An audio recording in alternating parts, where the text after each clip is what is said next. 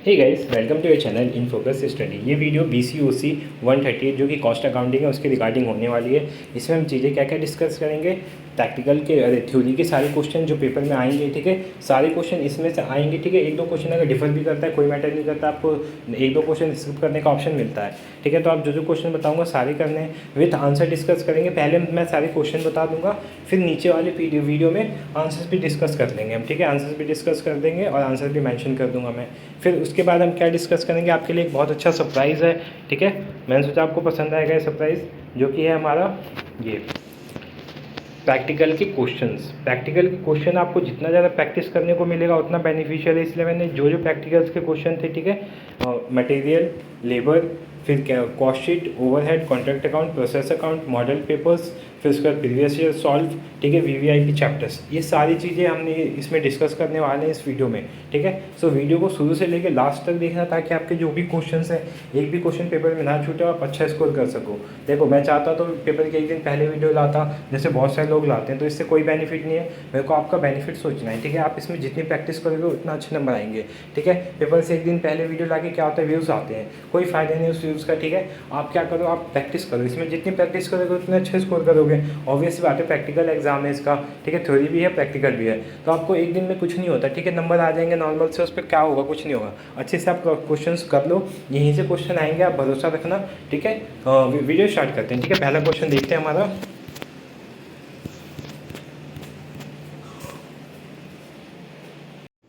ठीक है, हमारा नेक्स्ट क्वेश्चन है distinguish between cost accounting and financial accounting. देखो, सिंपल सा बात है, कॉस्ट अकाउंटिंग और फाइनेंस अकाउंटिंग में डिफरेंस आपको पता होना चाहिए। आप कॉस्टिंग पढ़ रहे हो, ठीक है। तो अगर मेनली वाइडली देखा जाए तो हमारा मेन डिफरेंस क्या होता है, जो आपका कॉस्ट अकाउंटिंग है ना, वो हर डिपार्टमेंट का एक तरह से रिकॉर्ड रखता है। बट फाइनेंशियल अकाउंट क्या करता है, हर डिपार्टमेंट का नहीं रखता है, ये एज अ होल काम करता है। और कॉस्ट अकाउंटिंग क्या करता है, एज अ यूनिट काम करता है, ठीक है। और जो फाइनेंशियल अकाउंटिंग होती है वो क्या करता है, ईयर के एंड में मेजर करते हैं। बट कॉस्ट अकाउंटिंग क्या करते हैं, हम वीकली कर सकते हैं, मंथली कर सकते हैं, हाफ ईयरली कर सकते हैं, क्वार्टरली कर सकते हैं। तो ये बेनिफिट्स होता है। और एक और होता है, ये कॉस्ट अकाउंटिंग सैलरी फिक्सेशन में हेल्प करता है और फाइनेंशियल अकाउंटिंग सैलरी फिक्सेशन में हेल्प नहीं करता। तो 3-4 पॉइंट तो यही पता चल गए, ठीक है।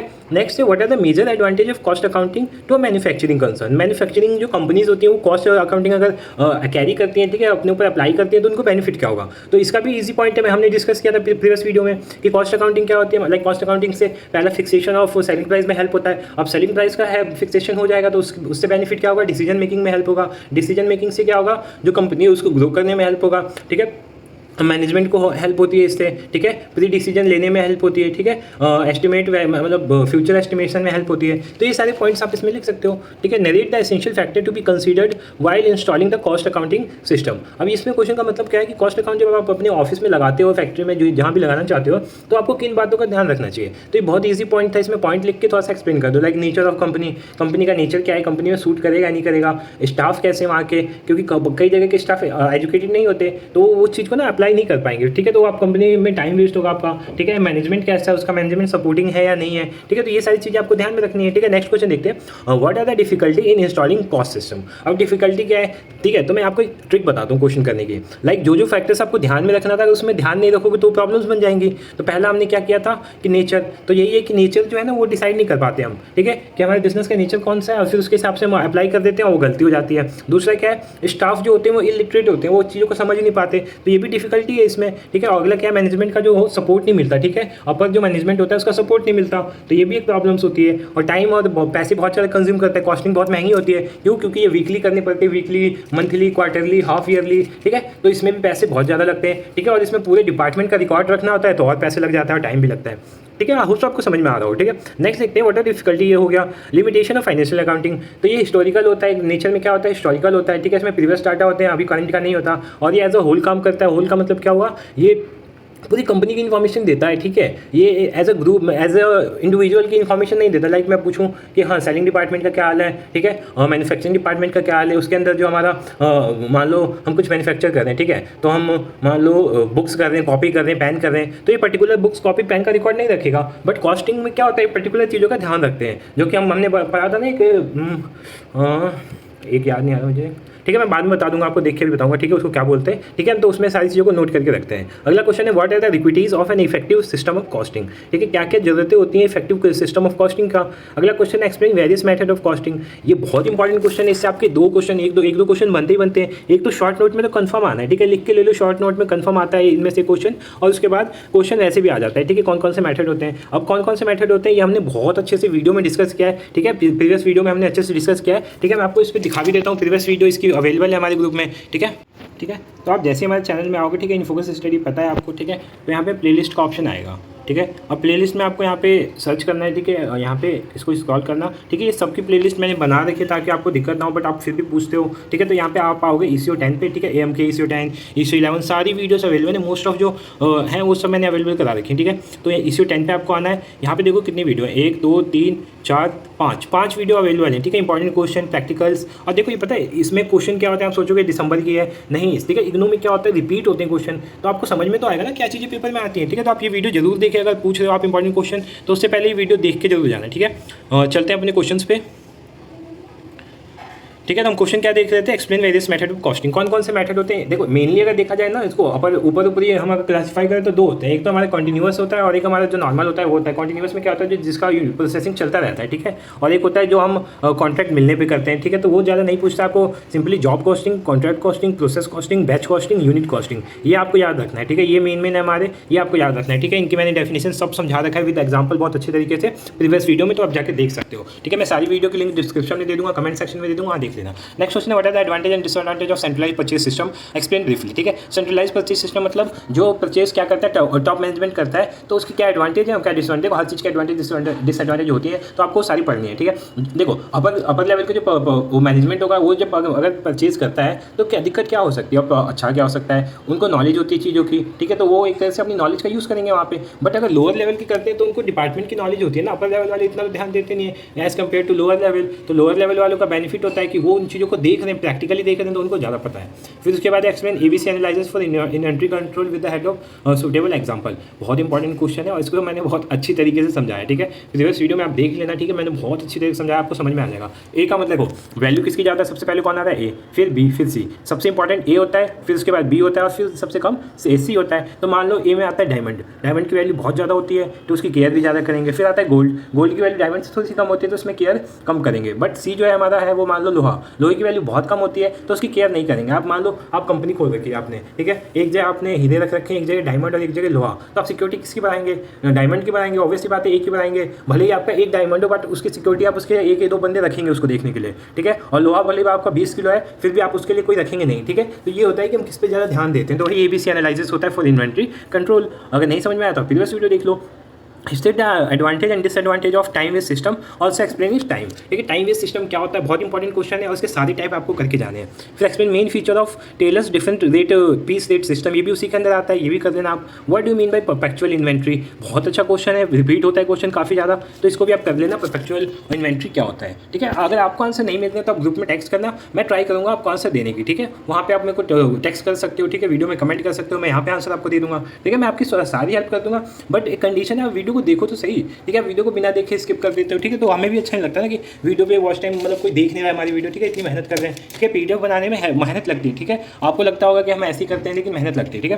Next question, what is bin card, इसी की बात कर रहा था। बीन कार्ड में क्या होता है, रिकॉर्ड होता है सारे, मतलब जो भी हमारे पास इन्वेंट्री है ना उसका रिकॉर्ड रहता है। तो इससे फ़ायदा क्या होता है, एक तो इसका स्पेसिमेन बनाना है आपको, फॉर्मेट क्या होता है, इसका फ़ायदा क्या होता है, सिंपली फ़ायदा ये होता है कि हमें चीज़ें सारी टाइम मिलती है, ठीक है, हमें दिक्कत नहीं होती, लैक ऑफ मतलब टाइम हमारा बचता है, पैसे बच जाते हैं इसकी वजह से, ठीक है, और हम इसकी वजह से ना चीज़ें एक तो ज़्यादा नहीं रखते और कम नहीं रखते, नॉर्मल रखते हैं, जिससे ओवर वेटेज भी नहीं होता, अंडर वेटेज भी नहीं होता, ठीक है, तो ये हो जाएगा। What do you mean by inventory turnover, inventory turnover क्या होता है, इसके क्या इंपॉर्टेंस होते हैं। फिर उसके बाद आपको प्राइसिंग के मेथड जो होते हैं, LIFO FIFO और एवरेज वेटेज मेथड, ये आपको करने हैं। देखो इससे ना क्वेश्चन आते हैं, इससे क्या आते हैं, क्वेश्चन आते हैं प्रैक्टिकल्स के, मोस्ट ऑफ टाइम आते ही आते हैं, तो ईजी भी होता है, आप 1 घंटे में आधे घंटे में समझ जाओगे। मैं वीडियो में बताऊंगा आगे कि इसको कैसे करना है, तो ध्यान से देखना। फिर उसके बाद maximum stock, minimum stock, reorder level, ये भी इंपॉर्टेंट है, शॉर्ट नोट्स में आ जाते हैं कभी कभी, तो इन तीनों को कर लेना। बाकी इनके प्रैक्टिकल्स भी करने हैं, इनके प्रैक्टिकल्स और इनके प्रैक्टिकल मस्ट है, करके जाना।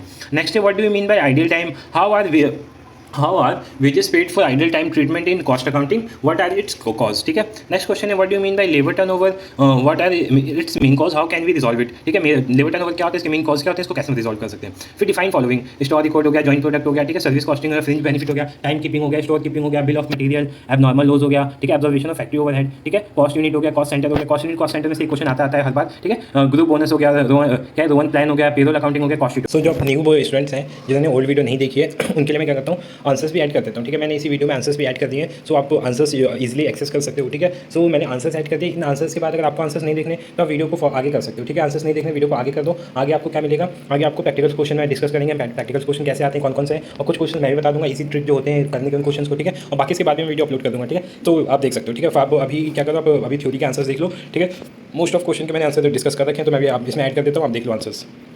फ़ायदे होते हैं. फ़ायदे नहीं बोले तो ऑब्जेक्टिव क्या होते हैं, ठीक है, उद्देश्य क्या होते हैं. तो पहला जो ऑब्जेक्टिव होता है, ये आता है क्वेश्चन, आप मत सोचना कि नहीं आएगा. जो क्वेश्चन बता रहा हूँ सब पेपर में आ चुके हैं. ठीक है, और जो बीकॉम जी वाले हैं उनके लिए तो बहुत इंपॉर्टेंट है. ठीक है, मैं जो बता रहा हूँ वो करके जाओ. आपका अगर एक भी बार आ गया तो चैनल को अनसब्सक्राइब कर देना आप. ठीक है, आपके लिए भी बहुत ज़्यादा हेल्पफुल होगी ये वीडियो. तो जो पहला पॉइंट है असर्टमेंट ऑफ कॉस्ट. ठीक है, कॉस्ट की इसमें क्या की जाती है, इसमें एक तरह से कॉस्ट जो होती है ना वो हम वो करते हैं, निकालते हैं. This is primary object of cost accounting. For the cost assessment different technique and system of costing are use under different circumstance. इसमें क्या करते हैं हम, जो कॉस्ट किस डिपार्टमेंट में कितनी कॉस्ट आ रही है, अलग अलग कॉस्टिंग मेथड से. ठीक है, कॉस्टिंग मेथड भी बहुत सारे होते हैं, लाइक प्रोसेस कॉस्टिंग होता है, जॉब कॉस्टिंग होता है, यूनिट कॉस्टिंग होता है, बैच कॉस्टिंग होता है. ठीक है, तो अलग अलग हम अलग अलग यूनिट से अलग अलग टाइप के हम कॉस्ट निकाल सकते हैं, असाइनमेंट कर सकते हैं उस कॉस्ट का. ठीक है, फाइंड कर सकते हैं कॉस्ट को. तो पहला पॉइंट ये हो जाएगा. दूसरा, कंट्रोल ऑफ कॉस्ट. इसकी वजह से जो कॉस्ट होती है वो कंट्रोल में रहती है. ठीक है, हमें पता चलता है कि हमारा जो एक्सपेंस हो रहा है, जो कॉस्ट जा रही है, कहाँ जा रही है, किस डिपार्टमेंट ज़्यादा जा रही है, किस में कम जा रही है, उसको एनालाइज कर सकते हैं. गाइड. ठीक है, तो सेकंड पॉइंट भी क्लियर हो गया होगा, control to cost. Third point है गाइड टू बिजनेस पॉलिसी. ये बिजनेस पॉलिसी को क्या करता है, गाइड करता है. In the guide in the sense क्या होगा, देखो, cost accounting aims to serving the need of क्या management in conducting the business with utmost efficiency. Cost data provide guidelines for various managerial decision like make और buy selling. ठीक है, provide. ठीक है, below cost utilisation of ideal plant capacity, introduction of new plant. तो ये सब कब होता है, जब आप अपने कॉस्ट पे कंट्रोल रखोगे और आपका फॉर्म अच्छा चलेगा. ठीक है, तो उसके बाद आप बिजनेस पॉलिसी में कुछ ना कुछ चेंजेस करोगे. ठीक है, तो एक तरह से गाइड करता है बिजनेस पॉलिसी को कौन, मतलब कॉस्टिंग करता है. क्यों, क्योंकि ये बताता है आपकी कॉस्टिंग सही जा रही है. अगर गलत जा रही है तो आप अपनी पॉलिसी को चेंज करोगे, सही जा रही है तो उसको रहने दोगे वैसे कि हाँ चलो हमने जो पॉलिसी बनाई है वो इफेक्टिव पॉलिसी है हमारी. नेक्स्ट क्वेश्चन है डिटर्मिनेशन ऑफ सेलिंग प्राइस. ठीक है, तो ये इंपॉर्टेंस में भी आता है डिटर्मिनेशन ऑफ सेलिंग प्राइस, और ऑब्जेक्टिव में भी आता है. इसकी वजह से क्या होता है, हमें सेलिंग प्राइस का क्या होता है, सेलिंग प्राइस हम निकाल सकते हैं इसकी वजह से. ठीक है, cost accounting provide cost information on the basis of which selling price of the product और सर्विस में भी फिक्स्ड. ठीक है, अब मान लो आपको कॉस्ट ही नहीं पता कि मान लो पेन का मैन्युफैक्चर कर रहे हैं, पेन का हमें कॉस्ट नहीं पता, तो हम सेलिंग कैसे लगा सकते हैं. मान लो कॉस्ट प्राइस 10 है, हम सेलिंग 8 लगा रहे हैं, तो लॉस सीधा सीधा है. तो इसीलिए हमें जो ये है सिंपल से एक वो है कि सीपी पता रहेगा जब भी तो एसपी पता रहेगा भाई, और एसपी अगर सीपी पता है तो हम उसकी वजह से एसपी बता सकते हैं. ठीक है, तो ये हो जाएगा इसका नेक्स्ट पॉइंट. तो ये 4 पॉइंट थे, 4 पॉइंट कर लेना आप. ठीक है, ईजी था, समझाने में भी आसान था. नेक्स्ट है state the importance of costing in modern economy. जो कॉस्टिंग होता है मॉडर्न इकोनॉमी में कैसे एक तरह से रोल प्ले करता है. ठीक है, तो पहला क्या है, continuous flow of information regarding product cost, material, labour, store, plant capacity which assist output planning.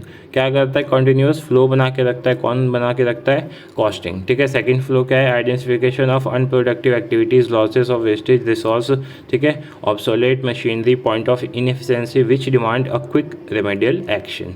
अभी हमने ऊपर देखा था कि ये क्या करता है, एक तरह से बिजनेस पॉलिसी को वो करता है, हेल्प करता है. ठीक है, तो कैसे हेल्प करता है, ये बताता है आपका कि कहाँ पे आपको दिक्कत हो रही है, कहाँ पे आपका लॉस ऑफ वेस्टेज हो रहा है, अनप्रोडक्टिव एक्टिविटीज़ कौन कौन सी हैं आपकी. ठीक है, और उनको सही करने के लिए तुरंत हम रेमेडियल एक्शन ले सकते हैं इसकी वजह से. ठीक है, नेक्स्ट है compilation of correct and reliable cost data. ये जो डाटा होता है उसको क्या करता है, कंपाइल करता है, ठीक है, हमें कंपाइल करके देता है। Preparation of budget and business forecast, इसकी वजह से हम क्या करते हैं, बिजनेस का बजट बना सकते हैं और बजट जो बिजनेस है उसका फोरकास्ट कर सकते हैं कि हाँ हमारा ये सही जा रहा था, इन फ्यूचर भी ऐसा ही होने वाला है। Measurement of efficiency of operating through establishment, ठीक है, इसका मतलब क्या हुआ, एफिशिएंसी का क्या करता है, मेजरमेंट करता है, ठीक है, तो ये भी पॉइंट राइट है। नेक्स्ट देखते हैं, define cost accounting, state it's main object. Cost accounting क्या होता है, इसके क्या ऑब्जेक्ट होते हैं, ये देख लेते हैं, ठीक है। तो कॉस्ट अकाउंटिंग की डेफिनेशन एक नहीं, बहुत सारी डेफिनेशंस है। Like cost accounting is a process of accounting for cost. Simply अगर बोलो तो ये क्या आता है, अकाउंटिंग फॉर कॉस्ट होता है। It incorporate income and expenditure relating the production of goods and service. It provide a statical data on the basis of which future estimate may be prepared. It serves as basis of ascertainment, ठीक है, मतलब क्या होता है, major करना, ठीक है, and control of cost of product and services, ठीक है।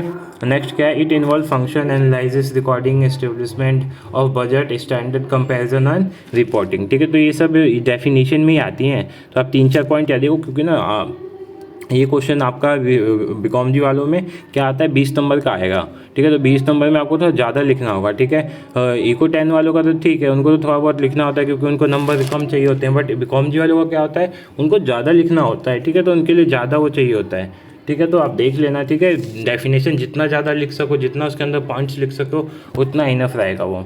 फिर ऑब्जेक्टिव क्या होता है कॉस्ट अकाउंटिंग, ये भी बहुत इंपॉर्टेंट है, ठीक है। तो मेन ऑब्जेक्टिव क्या क्या है, पहला ascertain the cost of product and service, cost of product and service, ठीक है। जो ऑब्जेक्टिव था यहाँ भी वो यूज़ हो सकता है कि हम क्या करते हैं, असर्टेन करने के लिए, मेजर करने के लिए क्या, कॉस्ट ऑफ प्रोडक्ट और सर्विस, ठीक है। सेकंड पॉइंट क्या है, to aid fixation of selling price. मैंने आपको बताया था कि कैसे फिक्सेशन ऑफ सेलिंग प्राइस में ये हेल्प करता है, ठीक है। सेलिंग प्राइस की कॉस्ट को फिक्स करने में हेल्प करता है, ठीक है। क्यों, क्योंकि अगर हमें कॉस्ट प्राइस पता है जब भी तो हम सेलिंग प्राइस निकाल पाएंगे। थर्ड पॉइंट देखते हैं, to analyse and classify different element of cost which constitute total cost, ठीक है। अलग अलग डिपार्टमेंट की कॉस्ट को अलग अलग मेजर करने में भी हेल्प करता है, इसको मिला के हम टोटल कॉस्ट निकालते हैं, ठीक है। नेक्स्ट देखते हैं, to identify cause of wastage, ठीक है। वेस्टेज कहाँ हो रही है, कैसे हो रही है, ठीक है, उसको कैसे ठीक करते हैं, कि तुरंत रेमेडियल एक्शन कैसे ले सकते हैं उस पर, इसमें भी कौन हेल्प करता है, अपना कॉस्ट अकाउंटिंग करता है, ठीक है। To communicate and management all information relating to cost and facility managerial decision, ठीक है। डिसीजन मेकिंग में भी हेल्प करता है। ऑब्वियस सी बात है, जब आपको इन्फॉर्मेशन देगा, डाटा देगा, ठीक है, कंपाइल करके देगा, तो आप उस पर मैनेजरियल डिसीजन ले सकते हैं, ठीक है। तो ये सब थे इसके ऑब्जेक्टिव। नेक्स्ट क्वेश्चन पे चलते हैं, what are the major advantage of cost accounting. Cost accounting के हमने ऑब्जेक्टिव देख लिया, अब एडवांटेज क्या होते हैं, ठीक है। टू मैन्युफैक्चरिंग कंसर्न के हिसाब से, जो मैन्युफैक्चरिंग फॉर्म होती है उनके हिसाब से जो कॉस्ट होता है उसके क्या एडवांटेज होते हैं उनको। तो पहला जो पॉइंट है, हेल्प इन कॉस्ट कंट्रोल। देखो ये पॉइंट सब में आएगा, ठीक है। तो ये पॉइंट तो आपको बेसिक्स है कि कॉस्ट कंट्रोल में हेल्प करता है, क्योंकि कॉस्ट अकाउंटिंग करता है क्या है, कॉस्ट को कंट्रोल करता है, कॉस्ट को मेजर करता है, ठीक है। तो हेल्प इन कॉस्ट कंट्रोल तो इजी है, ठीक है। अगला क्या है, reveals profitable and unprofitable activities. हमने पढ़ा था कि क्या अभी ऑब्जेक्टिव देखा था ना, कि ये जो अनप्रोडक्टिव होते हैं, वेस्टेज होते हैं, इन सबको अलग करता है। तो इन सबको अलग कर देगा तो अनप्रॉफिटेबल एक्टिविटीज़ हो जाएंगी, और उसके अलावा जो बचेंगी वो प्रॉफिटेबल हो जाएंगी, ठीक है। तो रिवील करता है ये कि प्रॉफिटेबल कौन कौन से हमारे इसमें चीज़ें हैं और कौन कौन सी अनप्रॉफिटेबल हैं। हेल्प इन डिसीजन मेकिंग, ये भी पिछला पॉइंट ही है, डिसीजन मेकिंग में हेल्प करता है। अगर हमें पता चल गया कि कौन कौन से जो हमारे मशीनरी हैं या कौन कौन सी चीज़ें हैं, वर्कर्स हैं, कुछ भी है जो अनप्रॉफिटेबल है, तो हम उसके ऊपर डिसीजन ले सकते हैं ना। तो अब तो हम कंफर्म है कि ये उतना प्रोडक्टिव नहीं है, इतना हमें प्रॉफिट नहीं दे रहा है, तो उसके ऊपर हम डिसीजन ले सकते हैं। एड इन फॉर्मुलेटिंग पॉलिसी, ठीक है। फिर उस डिसीजन का क्या करेंगे, डिसीजन को हम किस में चेंज करेंगे, उस डिसीजन को फॉर्मूले में चेंज करेंगे ना, फॉर्मुलेट करेंगे, ठीक है। तो वही है कि हेल्प इन पॉलिसी मेकिंग या फिर एड्स इन फॉर्मेटिंग पॉलिसी, सो सेम बात है। फिर guiding fixing selling price fix करने में भी हेल्प करता है, जैसा हमने वहाँ पर आता है, ठीक है। सारे पॉइंट देखो, सारे कॉमन पॉइंट्स हैं, एक दूसरे में आ रहे हैं पॉइंट, तो ठीक है, एक अगर अच्छे से याद है ना तो सारा आप लिख सकते हो। Help in inventory control, inventory control में भी हेल्प करता है, ठीक है। आपको वो बताता है कि कौन से डिपार्टमेंट में कितनी इन्वेंट्री चाहिए, कितना सरप्लस है, कितना मतलब कितना आउट ऑफ स्टोरेज हो रखा है, ठीक है। तो ये चीज़ें कॉस्ट अकाउंटिंग, कॉस्ट कंपैरिजन, ठीक है। फैसिलिटी प्रोवाइड करता है आपको कॉस्ट को कंपेयर करने में में कि इस डिपार्टमेंट में कितनी कॉस्ट आ रही है, दूसरे डिपार्टमेंट में कितनी कॉस्ट आ रही है, ठीक है। और ऐसा फाइनेंशियल में नहीं होता, फाइनेंशियल अकाउंटिंग में ऐसा नहीं कर सकते थे आप, ठीक है। तो ये सारे पॉइंट्स थे। एडवांटेज टू आउटसाइड एजेंसी को क्या फ़ायदा होता है, एडवांटेज टू क्रेडिटर को क्या फ़ायदा होता है, ये भी देख लेना आप, ठीक है। नेक्स्ट क्वेश्चन देखते हैं, ठीक है। क्वेश्चन यहाँ पे मिट गया है, ठीक है। मैं आपको क्वेश्चन समझा देता हूँ। क्वेश्चन क्या था यहाँ पे, बहुत इंपॉर्टेंट क्वेश्चन है, बहुत इंपॉर्टेंट। हाँ, ईसीओ 10 के लिए तो ये मस्ट इंपॉर्टेंट करके जाना है। अभी कॉमजी वालों का भी हिस्सा लाने के चांस हैं इसके, ठीक है। तो देख लो आप क्वेश्चन क्या, मैं बता देता हूँ। इसमें है कि जब हम कॉस्ट अकाउंटिंग को अपने कंपनी में इंस्टॉल करते हैं ना, लाइक पहले फाइनेंशियल चल रहा है, आप एकदम से कॉस्टिंग को जब इंस्टॉल करते हैं तो उस टाइम क्या क्या दिक्कतें आती हैं, उस टाइम क्या क्या प्रॉब्लम्स आती हैं, तो वो बताना है। तो देखो पहला प्रॉब्लम क्या है, inadequate support from top management. जो आपका टॉप मैनेजमेंट होता है ना, वो सपोर्ट नहीं करता है, ठीक है। लोअर मैनेजमेंट को सपोर्ट नहीं करता है, ठीक है। और वो चीज़ें फिर जो लोअर मैनेजमेंट होते हैं वो इतने एबल तो होते नहीं, कोई कॉस्ट को मतलब नया एकदम से मेथड आ रहा है आपके फॉर्म में, आप उसे समझ जाओ, ठीक है। तो पहला पॉइंट क्या लिख सकते हो, क्या लिख सकते हो, मतलब ऐसे लिख सकते हो कि not much support from top management, not much support from top management. Second point क्या है, resident from staff association with क्या है, ऑपरेशन ऑफ फाइनेंशियल रिसोर्स, ठीक है, ये आप कर सकते हो। थर्ड पॉइंट क्या है, रीअसेसमेंट ऑफ,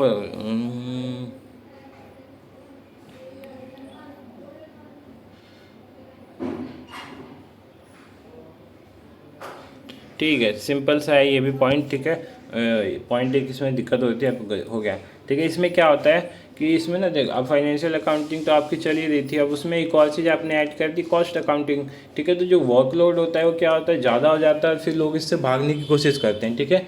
लोग क्या करते हैं, इससे भागने की कोशिश करते हैं, तो यही है इसका आंसर, ठीक है। फिर shortage of trained and qualified staff to handle, अभी मैंने बताया कि जब टॉप मैनेजमेंट हेल्प ही नहीं करेगा तो आपके जो नीचे वाले लोअर लेवल के स्टाफ हैं वो उसको कैसे हैंडल कर पाएंगे, ठीक है। तो वही होता है कि शॉर्टेज होती है ट्रेंड और क्वालिफाइड स्टाफ की न्यू सिस्टम को हैंडल करने के लिए।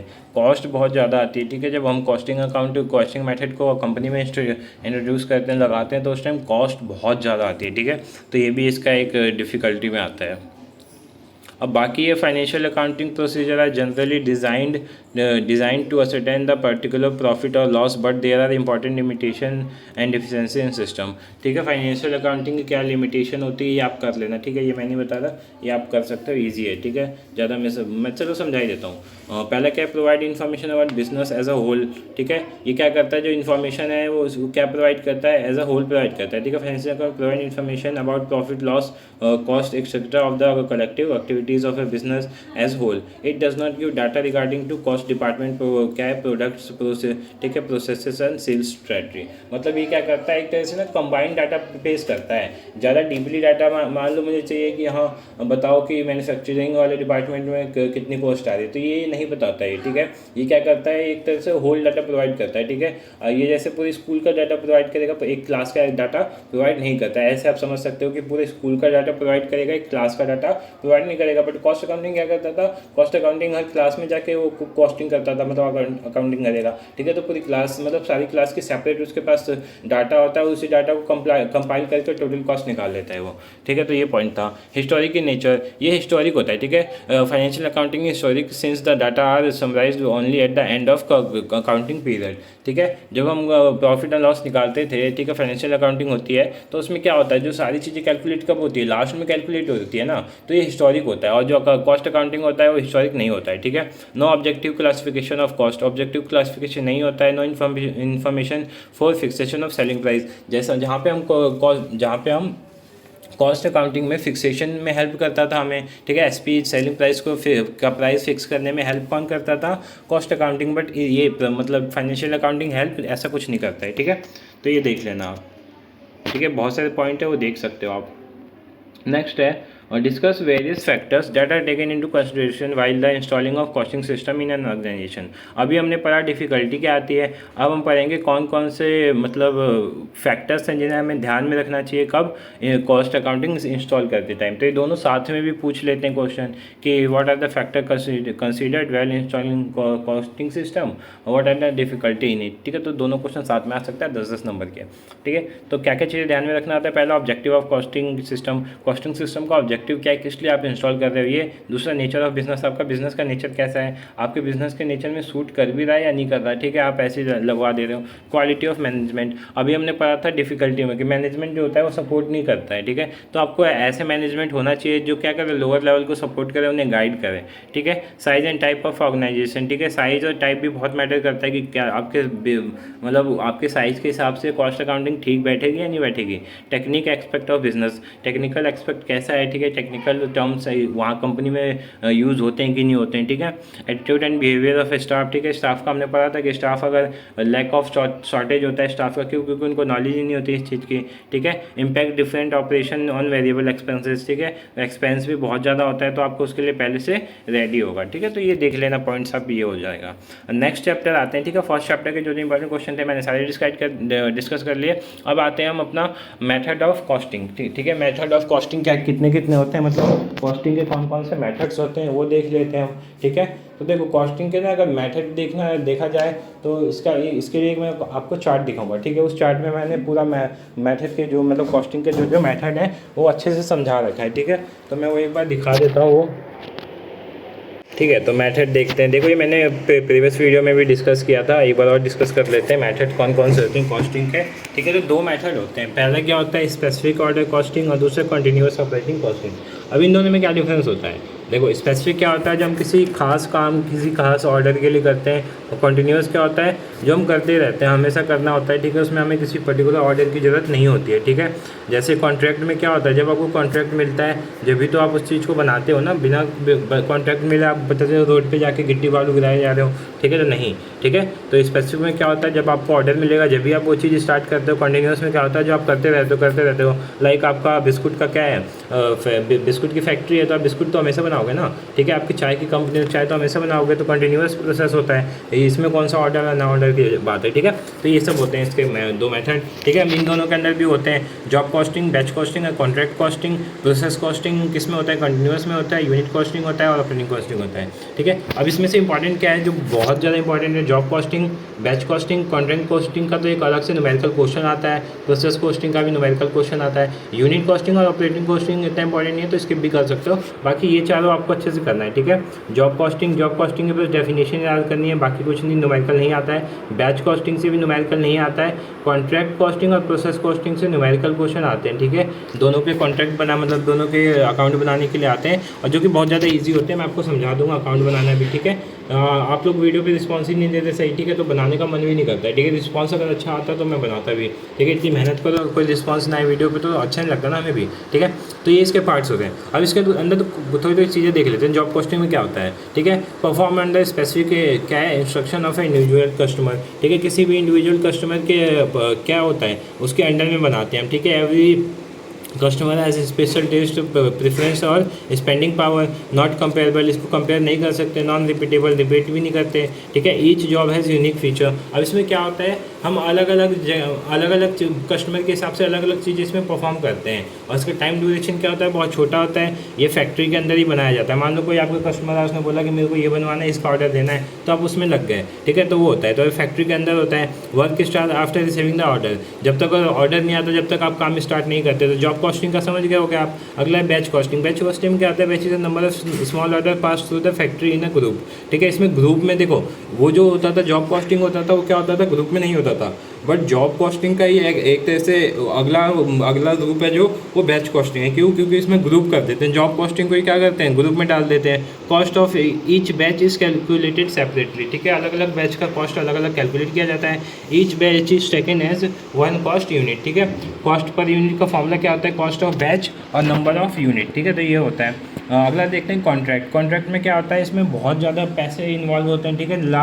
ठीक है, इन्वॉल्व लार्ज इन्वेस्टमेंट, ठीक है। Takes more than 1 year to complete, 1 साल से ज़्यादा का कॉन्ट्रैक्ट होता है इसमें, ठीक है। और ये फैक्ट्री के इनसाइड पर नहीं होता, फैक्ट्री के आउटसाइड होता है, लाइक ब्रिज हो गया, पुल हो गया, डैम्स हो गए, ये सब बनाने के कॉन्ट्रैक्ट जो होते हैं, ठीक है। Each contract is taken separately, अलग अलग कॉन्ट्रैक्ट अलग अलग लिया जाता है, ठीक है। Generally of construction nature, generally जो ये जॉब कॉन्ट्रैक्ट कॉस्टिंग होता है किस नेचर का होता है, कंस्ट्रक्शन नेचर का होता है, ठीक है। Also known as terminal costing के नाम से भी जाने जाते हैं। अब प्रोसेस कॉस्टिंग क्या होता है, तो raw material passes through various process of stage, ठीक है। इसमें क्या होता है, अलग अलग प्रोसेस से जाता है, प्रोसेस 1, प्रोसेस 2, प्रोसेस 3, इसीलिए इसको कंटिन्यूअस प्रोडक्शन भी बोलते हैं, ठीक है। Cost of production at the end of each process, जो कॉस्ट ऑफ प्रोडक्शन होता है वो अलग अलग जो इसके वो होते हैं प्रोसेस होते हैं उस पर काउंट किया जाता है। जैसे प्रोसेस 1, प्रोसेस 2, जब आपको प्रोसेस अकाउंट बनाओगे ना तो आपको तीन बनाने होते हैं, प्रोसेस 1, प्रोसेस 2, प्रोसेस 3, जितना उसमें दिया होगा, ठीक है। मास स्केल इंडस्ट्री होता है ये।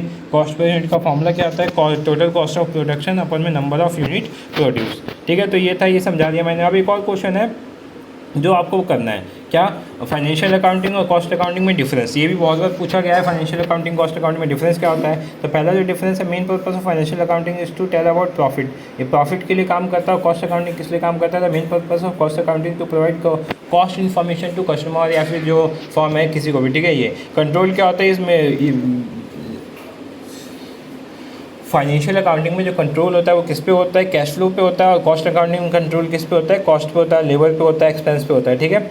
नेक्स्ट पॉइंट है period of reporting. Period of reporting क्या होता है, financial accounting prepare eight the end of the every year, ठीक है। बट जो ये होता है कॉस्ट अकाउंटिंग होता है, ये शॉर्ट इंटरवल में होता है, डेली हो सकता है, वीकली हो सकता है, मंथली हो सकता है। इन्फॉर्मेशन क्या होता है, ओनली मॉनेटरी इन्फॉर्मेशन प्रोवाइडेड, और इसमें क्या होता है, both monetary and non monetary दोनों इसमें प्रोवाइड किए जाते हैं। सेलिंग प्राइस फिक्सेशन में जो फाइनेंशियल है ये हेल्प नहीं करता बट कॉस्टिंग हेल्प करता है, ठीक है। Reporting of cost, total cost of production is reported in क्या aggregate and at the end of the year, ठीक है। इसमें क्या होता है, कॉस्ट में क्या होता है, तो cost of production reported component wise as well as each unit, ठीक है। तो यूनिट वाइज इसको वो किया जाता है, ठीक है। तो ये कुछ इंपॉर्टेंट थे इसके। नेक्स्ट चलते हैं अगले उस पर हम, ठीक है। तो कॉस्ट आपके मेथड आपको समझ में आ गए होंगे, ठीक है। बाकी यहाँ पे कुछ और भी आप देख सकते हो इस पीडीएफ से, जैसे जॉब कॉस्टिंग कहाँ यूज़ होती है, रिपेयर शॉप हो गया, प्रिंटिंग प्रेस हो गया, ठीक है। कोई आता है आपको बोलता है कि ये प्रिंट करना है तो स्पेसिफिक हुआ ना, और आप फिर अपने उसके जो आपका वो होता है फैक्ट्री होता है उसके अंदर ही करते हो। पेंटिंग डेकोरेशन हो गया, ठीक है। Production of made to other article, ठीक है। तो ये सब हो गया। और कॉन्ट्रैक्ट में क्या होता है, कंस्ट्रक्शन वर्क हो गया, शिप बिल्डिंग हो गया, आर्किटेक्ट हो गया, कंस्ट्रक्शन इंजीनियर हो गया, ठीक है। तो ये इसमें आते हैं किसमें, कंट्रोल कॉस्टिंग में, ठीक है। बैच कॉस्टिंग में क्या होता है, रेडीमेड गारमेंट्स हो गया, टॉयज़ हो गया, बाईसाइकिल पार्ट्स हो गया, बिस्कुट,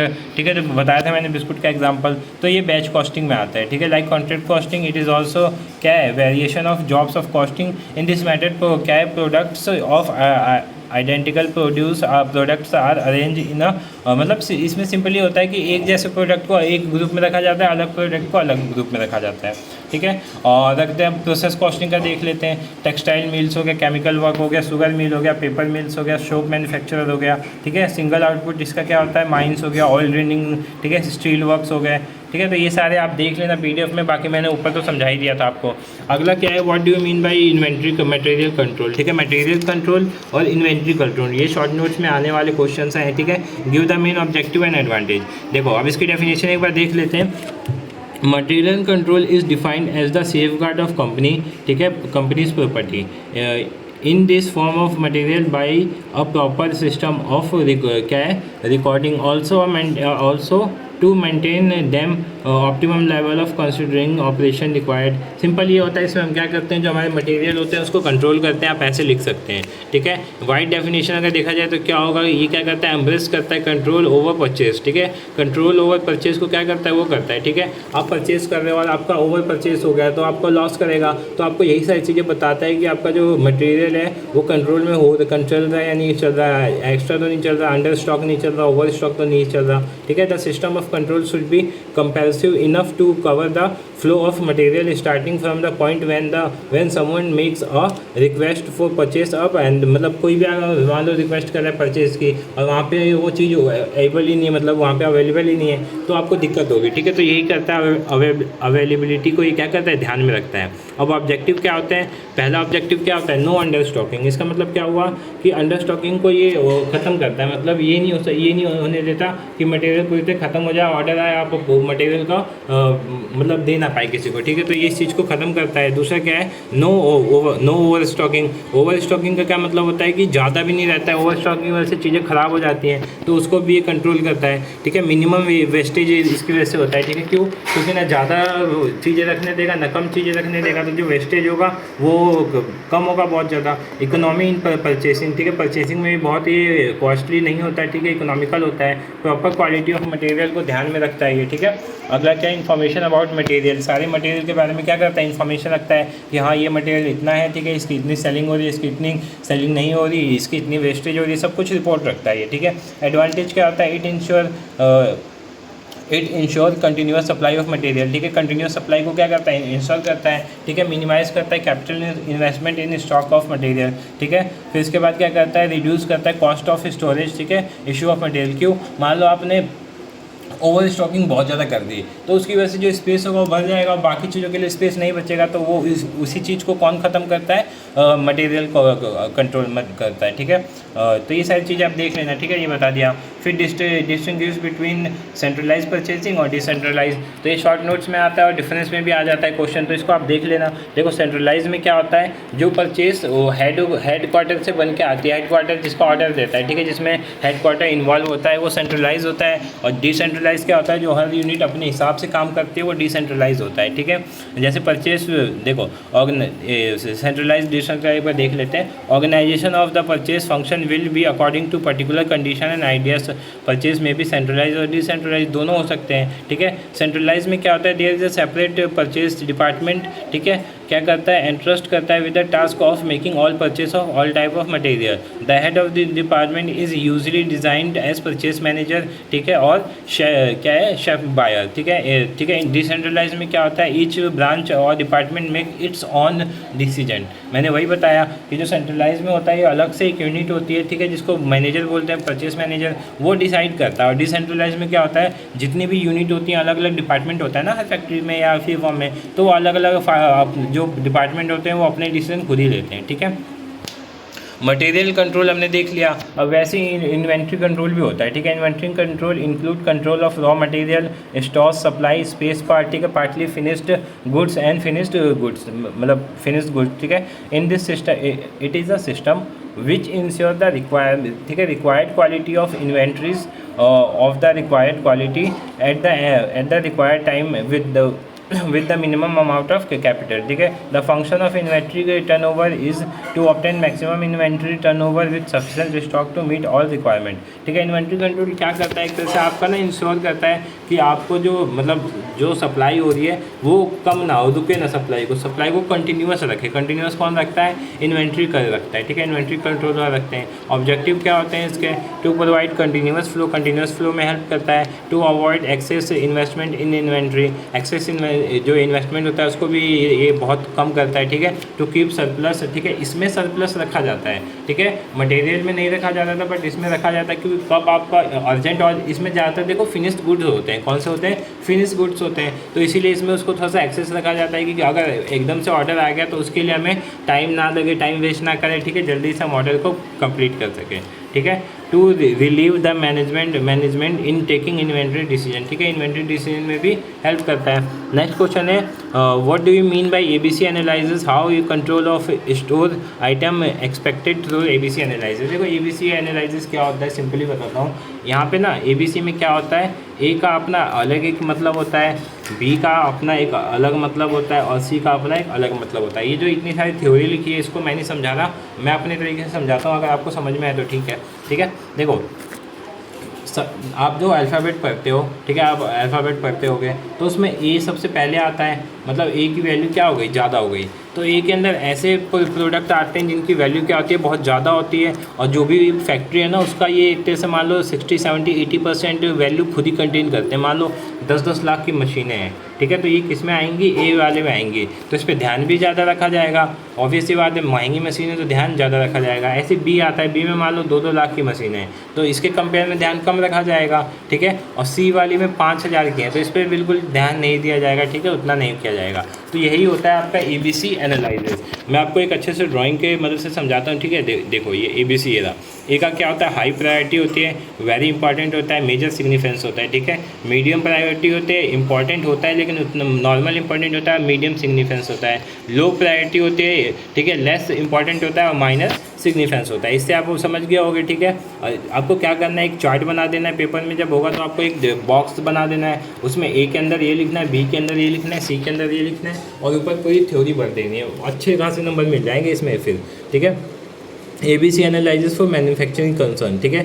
अब देखो ABC का क्या मतलब होता है, जो वही मैं समझा रहा था। अब ए हो गया, अब यहाँ पे आप ए वाले पे देख रहे हो जो आपके नट्स हैं, ये कितना 4 ही नट है, लेकिन चारों कितनी वैल्यू कंटेन कर रहे हैं, 80%। यहाँ पे देखो 6 हैं, फिर भी कितनी वैल्यू कर रहे हैं, 50%। और यहाँ पे इतने सारे हैं बट ये छोटे छोटे हैं, तो ये 5% कर रहे हैं। तो हम ध्यान किस पे रखेंगे, ए पे रखेंगे ना ज़्यादा, फिर बी पे रखेंगे और फिर सी पे रखेंगे, ठीक है। तो यही होता है। अब एक और चार्ट है, इससे भी समझ जाओगे आप, इससे पूरा समझ जाओगे, ठीक है। और डिफरेंस भी आप समझ जाओगे, ठीक है। कैटेगरी ए में क्या होता है, एग्जैक्ट एस्टिमेट, मतलब हमें पता होता है कि इसमें कितना है। इसमें हम ओवर बाय या अंडर बाय नहीं कर सकते, ठीक है। क्यों, क्योंकि ये तो बहुत महंगी होती है, ठीक है, इससे लॉस हो सकता है। सीनियर मैनेजर और ये सारे इस पर ध्यान रखते हैं, इसके अंदर इन्वॉल्व होते हैं, ठीक है। इट रिक्वायर्ड वेरी क्या है, स्ट्रिक्ट डिग्री ऑफ कंट्रोल, बहुत ज़्यादा इस पर कंट्रोल रखा जाता है, ठीक है। बहुत ज़्यादा कंट्रोल इस पर देना भी चाहिए और रखा भी जाता है, ठीक है। नेक्स्ट देखते हैं कैटेगरी बी। इसमें क्या होता है, it involve N approximate estimate of inventory value, ठीक है। इसमें नॉर्मल उतना ध्यान ज़्यादा, मतलब इससे कम दिया जाता है, कैटेगरी ए से कम दिया जाता है, ठीक है। Mid level professional and manager are assign to manage this category, ठीक है। इसमें जो मिड लेवल के मैनेजर होते हैं, ठीक है, उनको असाइन किया जाता है। It required moderate degree of control, ये moderate degree of control required करता है। और टाइप सी में क्या होता है, इट रिक्वायर्ड मिनिमम और no estimate of inventory value, ठीक है। बहुत कम वैल्यू रखता है या नहीं रखता है, ऐसा होता है, ठीक है। This category is usually manage by junior staff, ठीक है, जूनियर स्टाफ इसको मैनेज करता है। इट रिक्वायर्ड मिनिमम और लिमिटेड डिग्री ऑफ कंट्रोल, ठीक है, बहुत कम डिग्री ऑफ कंट्रोल ये मांगता है, ठीक है। ये हो गया आपका। अब एक बीन कार्ड आता है। बीन कार्ड क्या होता है, तो देखो जो भी इन्वेंट्री आप कंट्रोल करते हो तो किस बॉक्स में, किस डब्बे में आपकी क्या चीज़ें रखी हुई हैं, वो बीन कार्ड होता है। उस पर डिटेल चिपकी होती है, आप देखते हो कि बॉक्स पे ऐसा कुछ बना होता है, ठीक है। ये बीन कार्ड का फॉर्मेट है, ठीक है। तो यही होता है बीन कार्ड। बीन कार्ड का आप पूछ लेता है what is bean card, draw the structure या draw the pattern of bean card. तो आपको ये बनाना आना चाहिए, ठीक है, क्या क्या चीज़ें इसमें होती हैं। अब इसको आप लंबा कैसे कर सकते हो, बीन नंबर लिख सकते हो, डिस्क्रिप्शन कोड्स, ठीक है, लेजर फोलियो, ठीक है, स्टोर लेजर फोलियो हो गया, minimum level, reorder level, reorder quantity. तो ये सारी चीज़ें किस में होती हैं, बीन कार्ड में होती हैं, ठीक है। तो ये वीडियो यहीं पे एंड करते हैं। आज की वीडियो आपको होप से समझ में आई हो और अच्छी लगी हो, ठीक है। अच्छी लगी तो वीडियो को लाइक करना, चैनल को सब्सक्राइब कर देना और आगे वीडियो बनानी है कि नहीं, आगे वीडियो आपको चाहिए कि नहीं, कमेंट सेक्शन में ज़रूर बताना है, ठीक है। जब तक कमेंट्स नहीं आएगा मैं नेक्स्ट वीडियो नहीं लाऊंगा, ठीक है। तो आप देखते हैं कि अब वीडियो अच्छी लगी नहीं, ठीक है। सो आप, हाँ, एक चीज़ और बतानी थी, रुके आपको बता देता हूँ मैं आपको, मतलब प्रैक्टिकल्स में क्या क्या चीज़ें करनी है, ठीक है। प्रैक्टिकल में आपको 3-4 चीज़ें ध्यान में रख लो, आप कर लो। सबसे पहला कॉस्ट शीट कर लो, क्या करो, कॉस्ट शीट, ये इंपॉर्टेंट है। फिर उसके बाद EOQ कर लो, ये इजी है, ये आपको 1 घंटे में समझ में आएगा, EOQ, ठीक है। EOQ कर लो, कॉस्ट शीट कर लो, मैक्सिमम और मिनिमम वाले सारे क्वेश्चन कर लो, मैक्सिमम मिनिमम, ठीक है। 3 चीज़ें आप अभी कर लो, ख़त्म कर लो। ये 3 चीज़ें बहुत इंपॉर्टेंट है। और करना है तो आपको कॉन्ट्रैक्ट अकाउंट और प्रोसेस अकाउंट, ठीक है, कॉन्ट्रैक्ट अकाउंट और प्रोसेस अकाउंट, ये 5 चीज़ें कर लो। क्या क्या, contract account, process account, cost sheet, EOQ और मैक्सिमम मिनिमम, 5 चीज़ आप कर लो। ये चीज़ बहुत ही इनफ है आपके लिए, ठीक है। बाकी मैं अगले वीडियो या उससे बाद वीडियो में आपको सिखा दूंगा, ठीक है। तो आपको वीडियो चलो वीडियो को लाइक करना, चैनल को सब्सक्राइब करना। Thank you so much for watching this video. मतलब यूट्यूब पे वही बनाते थे तो उन्होंने शेयर करी थी, तो बहुत ज़्यादा हेल्पफुल हुई थी मेरे PDF, ठीक है। तो आप इस PDF का यूज़ करो, ठीक है। आप जैसे क्वेश्चन आते हैं, देखो क्वेश्चन आप कौन कौन से करने हैं जो पेपर के पॉइंट ऑफ व्यू से बहुत ज़्यादा इंपॉर्टेंट है। तो पहला आपको करना है कॉस्ट शीट करना है, ठीक है, कॉस्ट शीट बहुत इंपॉर्टेंट है। फिर प्रोसेस अकाउंट, कॉन्ट्रैक्ट अकाउंट, इन 3 से एक क्वेश्चन तो आंसर आता है, ठीक है। तो ये 3 तो आपको करके जाने। देखो कॉस्ट शीट में थोड़ा सा टाइम लग सकता है, लेंदी, क्योंकि इसका फॉर्मेट थोड़ा सा ज़्यादा है, बट कॉन्ट्रैक्ट अकाउंट बहुत ईजी है। प्रोसेस अकाउंट थोड़ा सा टफ बोल सकता हूँ, बट सबसे ईजी कॉन्ट्रैक्ट अकाउंट है, प्रोसेस अकाउंट उसके बाद कॉस्ट शीट। फिर ओवरहेड आप मत करना, ठीक है, ओवरहेड कोई नहीं करने की, ओवरहेड को स्किप कर दो, आएगा भी कोई बात नहीं, ऑप्शन आता है, हम कर लेंगे, ठीक है। अब इसके बाद क्या करना है आपको, मैक्सिमम मिनिमम करना है। पिछली बार मैक्सिमम मिनिमम नहीं आया था, इस बार मैक्सिमम मिनिमम आने के चांसेस हैं, तो आपको कर लेना है, ठीक है। फिर उसके बाद EOQ करना है आपको, EOQ, ठीक है, EOQ क्या होता है ये कर लेना आप, ठीक है। ये इतनी चीज़ें कर लो। और उसके बाद एक और बच्चा मशीन आवर रेट, अगर आपके टाइम है तो मशीन आवर रेट कर लो, ठीक है। और उसके बाद भी अगर टाइम बचता है आपके पास तो एक और टॉपिक कर सकते हो आप, जो जो कि हमारा है हाँ रिकंसिलिएशन स्टेटमेंट, ठीक है। रिकंसिलिएशन स्टेटमेंट पिछली बार आ चुका था, ठीक है, तो इस बार भी चांसेस सेंड हो जाने के। तो ये टॉपिक थे जो आप कर सकते हो, ठीक है। बाकी हम देखते हैं क्वेश्चन अपने थोड़ा बहुत, ठीक है, कैसे क्वेश्चन को हमें सॉल्व करना है, कैसे नहीं करना, ठीक है। अब देखो आपको सबसे पहला क्वेश्चन जो करना है वो ईओक्यू करना है। क्या करना है, ईओक्यू को कैसे सॉल्व करते हैं, ठीक है। तो ईओक्यू का फॉर्मुला आप नोट करो, √2AO अपॉन में सी, ठीक है, √2AO अपॉन में सी, ठीक है। तो यहाँ पे ए का मतलब क्या होता है एनुअल कंजप्शन, ओ का मतलब क्या होता है ऑर्डर पर कॉस्ट, और सी का मतलब क्या होता है कैरिंग कॉस्ट पर यूनिट, ठीक है। अब ये तो हो गया फॉर्मुला। अब हम क्वेश्चन इसके थ्रू से देखते हैं, ठीक है। मैं आपको इसके क्वेश्चन दिखाता हूँ।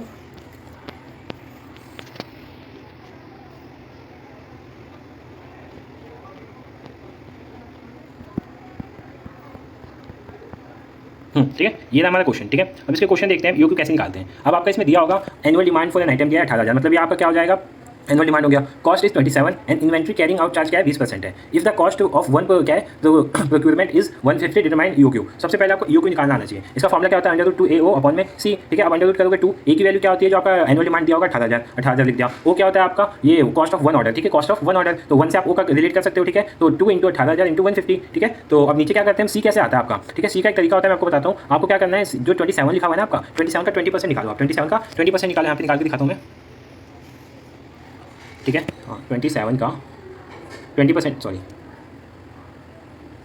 हाँ 27 का कितने परसेंट निकालना है हमें, 20%। नीचे 100 आएगा, एक जो से एक जीरो कट आउट हो जाएगा, 7 × 14 का 4, ठीक है, 2 × 4 और 1 5, ठीक है। नीचे क्या बचा 10, 1.10 है तो यहाँ पे 1 पॉइंट डाल देंगे तो 5.4 आ गया, ठीक है। तो आपको समझ में आ गया होगा कैसे आया 5.4 ये, ठीक है। कहाँ गया ये था, आपको समझ में आ गया 5.4 कैसे आया, ठीक है। जो भी परसेंटेज दिया है, ठीक है, परसेंटेज को क्योंकि परसेंटेज किसके लिए यूज होता है, ये जो आपको कॉस्ट दिया होता है, ठीक है, कॉस्ट जो दिया होता है इसके लिए परसेंटेज निकाल देते हैं इसका, ठीक है। तो आपको सी समझ में आ गया, सी कैसे आया। बस अब आपको क्या करना है, सी आ गया आपका ऊपर की वैल्यू क्या है आपकी, इसको सॉल्व कर दो, ठीक है। देखो कैलकुलेटर ले जा सकते हो, तो कैलकुलेटर का यूज करो, मेरे पे कैलकुलेटर नहीं है। आप ऊपर वाले को सॉल्व करके उसका रूट निकालो, सिंपली रूट आ जाएगा, ठीक है। क्या आ जाएगा, रूट आ जाएगा। इसे मैं कॉपी पे करके बताता हूँ आपको, ठीक है, ज़्यादा समझ में आएगा, ठीक है। क्वेश्चन मैं आपको ना कॉपी पे करके दिखा देता हूँ ताकि आपको इजीली समझ में आ जाए। ठीक है। तो सबसे पहले हमें क्या देखना है, व्हाट इज़ ईओक्यू, ठीक है। इकोनॉमी ऑर्डर क्वांटिटी क्या होता है, री ऑर्डर क्वांटिटी भी बोलते हैं इसे। तो it is the quantity to be ordered, ठीक है, to be ordered when the stock reach the reorder level. जब हमारा स्टॉक जो होता है री ऑर्डर लेवल पे पहुंच जाता है तो हम इसका यूज़ करते हैं। इसको और किस नाम से बोलते हैं, इकोनॉमी ऑर्डर क्वांटिटी। इसका फॉर्मूला क्या होता है 2AB × CS और अंडर रूट, ठीक है। ए का मतलब क्या होता है एनुअल कंजप्शन, ये फॉर्मूला नोट कर लो आप जल्दी से। बी का मतलब बाइंग कॉस्ट पर ऑर्डर, ठीक है, कॉस्ट पर ऑर्डर ध्यान रखना, बाद में काम आएगा कॉस्ट पर ऑर्डर का, ठीक है। इसके बाद क्या है, और सी क्या होता है कॉस्ट पर यूनिट होता है, और डी क्या होता है storage and carry forward. D क्या होता है हमारा स्टोरेज एंड कैरी फॉरवर्ड, ठीक है। तो ये आपको समझ में आ गया होगा, ठीक है, ये कैसे करते हैं। अब ये तो फॉर्मूला हो गया, फॉर्मूले की बात हो गई। अब क्वेश्चंस देखते हैं, ठीक है। एक क्वेश्चन मैं आपको दिखाता हूँ, ठीक है। ये रहा हमारा क्वेश्चन, ठीक है। एनुअल यूजेस क्या दिया हुआ है 6,000, ठीक है। क्वेश्चन हम यहाँ पे मैं रख देता हूँ ताकि आपको क्वेश्चन साफ साफ दिख जाए, ठीक है। आप देख सकते हो एनुअल यूजेस कितना दिया हुआ है 6,000। तो हमारा फॉर्मूला क्या होता है, फॉर्मूला लिख लेते हैं हम। ई ओ क्यू का फॉर्मूला क्या होता है √2A × B, और सॉरी 2A × B, और नीचे क्या होता है C × S। ये होता है फॉर्मूला ई ओ क्यू का, ठीक है। अब देखो ए हमारा यहाँ पे ए क्या फॉर्मूला लिखते हैं 2 × A क्या होता है एनुअल कंजप्शन। एनुअल कंजप्शन कितना दे रखा है यहाँ पे हमारा 6,000 दे रखा है, 6,000 यूनिट। यहाँ पे क्या लिख दोगे 6,000 यूनिट।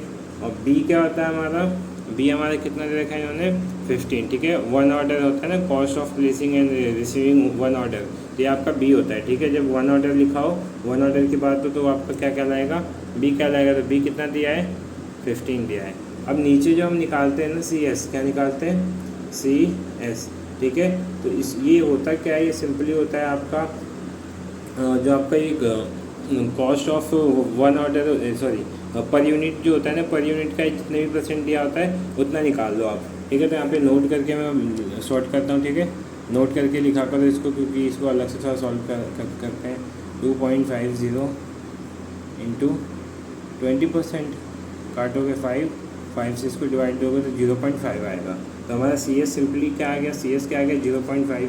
इसको दोबारा सॉल्व करते हैं, 2 × 600 × 15, और नीचे क्या आ जाएगा हमारा 0.5, ठीक है। अब इसको सॉल्व करो। अब क्या करते हैं, इसको सॉल्व करते हैं, ठीक है।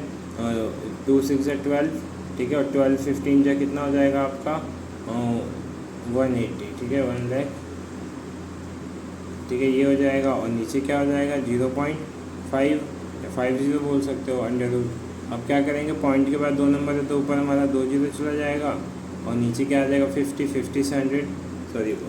100 क्या हो जाएगा, कट जाएगा कितने टाइम्स, 2 टाइम्स कट जाएगा। फिर 18 इसको क्या कर दोगे 1,80,000 को मल्टीप्लाई कर दोगे किससे, 2 से, तो ये हो जाएगा 3,60,000। तो ये किसका स्क्वायर रूट होता है, ये 600 का होता है। किसका होता है, 600 का। तो हमारा आंसर क्या आ जाएगा 600 यूनिट। ठीक है, तो होप्स आपको ये समझ में आ गया और कैसे निकालते हैं। बाकी मैं और क्वेश्चन आपको बता देता हूँ, ठीक है, ये क्योंकि कुछ एग्जांपल जो मैंने प्रैक्टिस किए हैं क्वेश्चंस की, ठीक है, जब मैं था तो मेरे क्वेश्चंस ये हैं कुछ।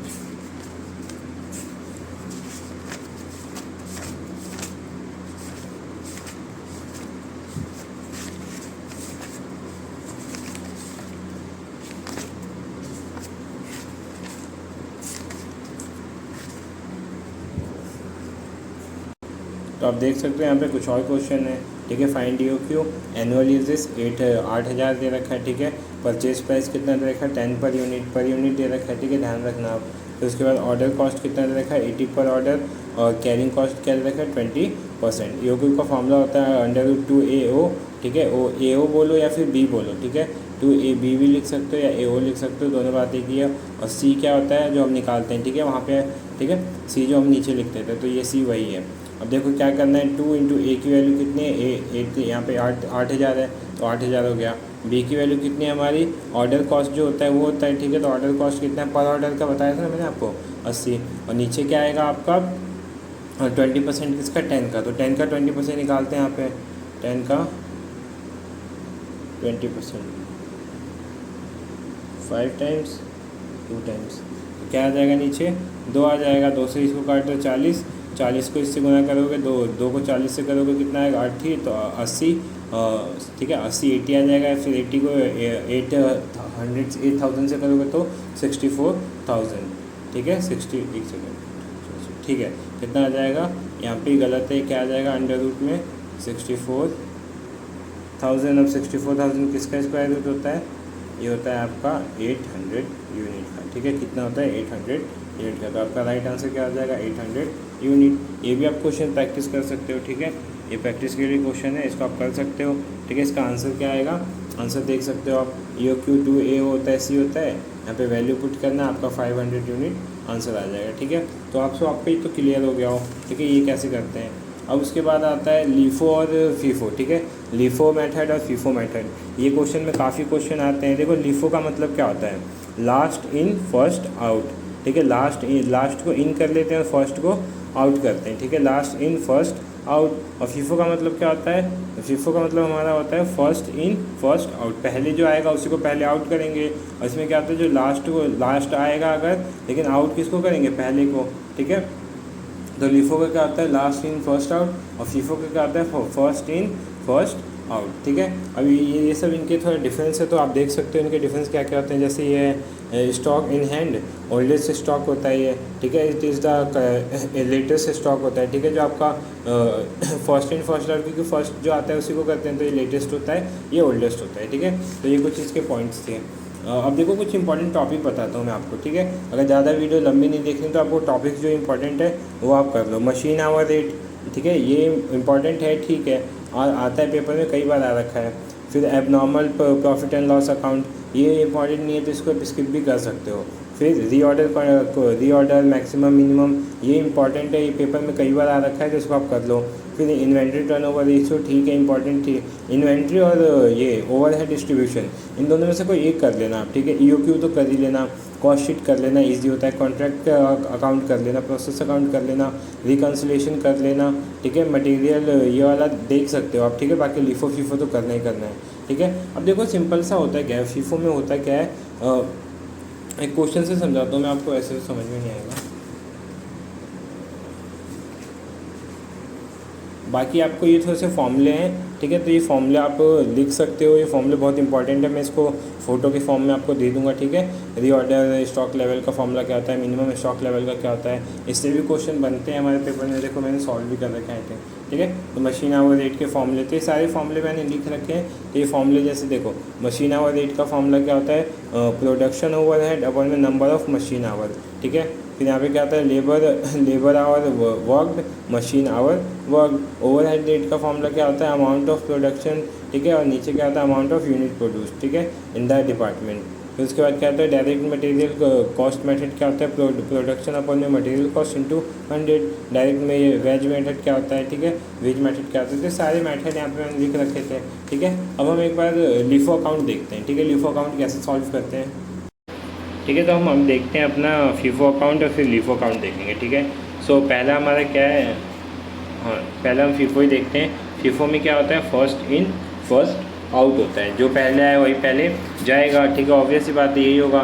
तो हमारे यहाँ पे दे रखे हैं ओपनिंग स्टॉक दे रखा है, इशू दे रखा है, परचेज दे रखा है, ठीक है। अब एक बार कॉलम में समझाता हूँ आपको इसका कैसे बनता है फॉर्मेट। देखो ये फॉर्मेट इसका होता है, ठीक है। फॉर्मेट एक बार मैं थोड़ा समझा देता हूँ आपको ढंग से, ठीक है। देखो GRN नंबर अगर पेपर में दिया हुआ है तो आप बनाना वरना नहीं भी बनाओगे तो कोई दिक्कत नहीं है, ठीक है। GRN नंबर, SRN नंबर, ठीक है, ज़्यादा प्रॉब्लम नहीं होगी। सबसे पहले आपको डेट का एक कॉलम बना लेना है, ठीक है। फिर क्वांटिटी, फिर रेट और अमाउंट। अमाउंट कैसे, क्वांटिटी कितनी थी 100 और किस रेट से दिया 2.2, तो इन दोनों को इंटू कर दोगे तो क्या आ जाएगा 220, तो ये आपका अमाउंट हो जाएगा, ठीक है। अब जो ये रिसिप्ट होता है इसमें क्या आता है, जो आप परचेज़ करते हो, जो परचेज़ करते हो रिसिप्ट में आता है, और जो इशू करते हो वो तो इशू में ही आएगा, ऑब्वियस सी बात है, ठीक है।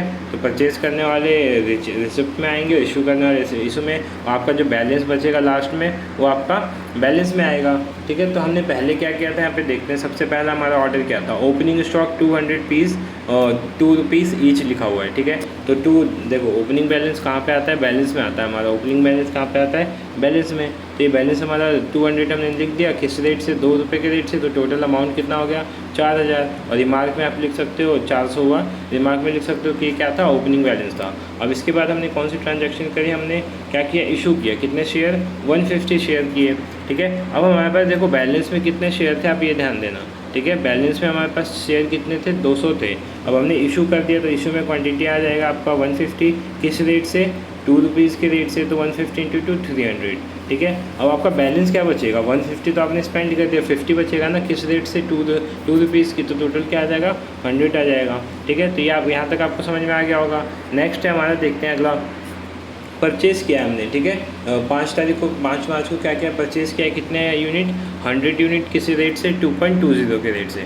अभी तक किस रेट से चल रहा था, 2 रुपीज़ के रेट से। अब किस रेट से चल रहा है, 2.20 के रुपीज़ से। तो इन दोनों को जब इंटू करोगे आप, ठीक है, इन दोनों को क्रॉस करोगे तो क्या आएगा आपका 220 आएगा।